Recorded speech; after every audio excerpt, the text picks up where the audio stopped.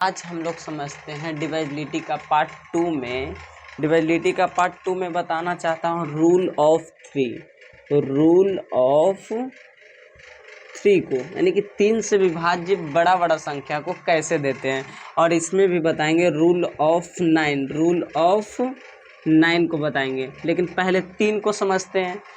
जब एग्जाम्पल को थोड़ा समझिए, थोड़ा एग्जाम्पल से समझिए, आप ज़्यादा समझ में आएगा। एग्जाम्पल में यहाँ पर अंक लेते हैं, बड़ा सा ले लेते हैं 8 3 4 6 9 8। ठीक है, यहाँ पर कोई भी बड़ा संख्या लेंगे। अच्छा, पता चल रहा है कि 3 से विभाज्य होगा? नहीं पता चल रहा है, इसको हम लोग समझते हैं। देखिए कैसे, जितना बड़ा भी संख्या दे रहे हैं, चाहे तो आप पूरा को योग कर लीजिए।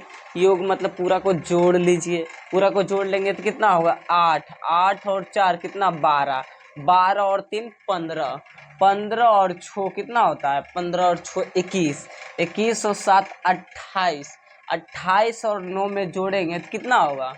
28 और 9 29 30 31 32 33 34 35 36 37 होगा। तो यहाँ 37 को हम लोग देखेंगे कि 3 से विभाज्य होता है?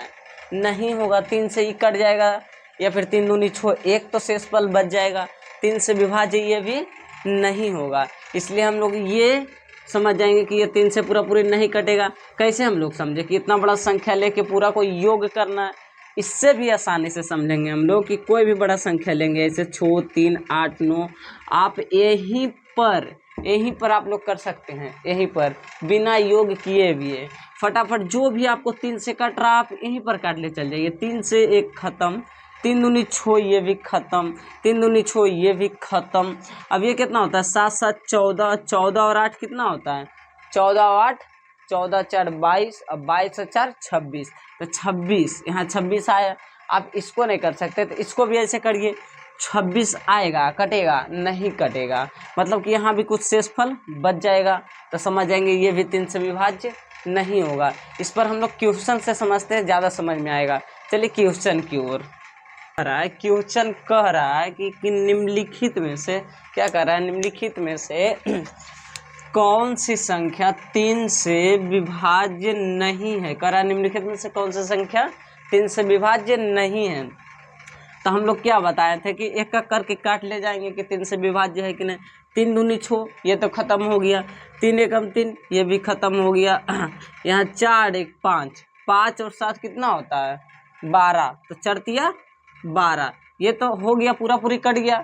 देखिए यहाँ 4 और 5 4 1 5 5 और 7 12, तो 12 पूरा कट जाएगा, चरतिया 12, मतलब ये विभाज्य है।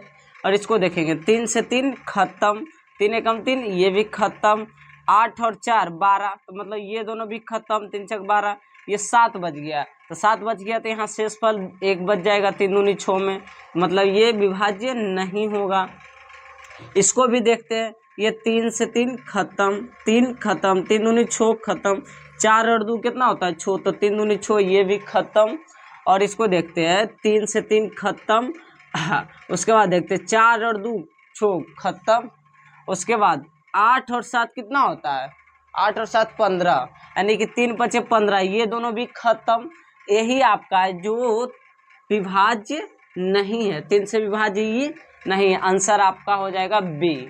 चलिए अब दूसरा क्वेश्चन कह रहा है कि संख्या इतना इतना इतना में से के सभी संभावित मानों का योग ज्ञात कीजिए ताकि संख्या 3 से विभाज्य हो। यहाँ क्वेश्चन क्या कह रहा है आप लोग समझिएगा।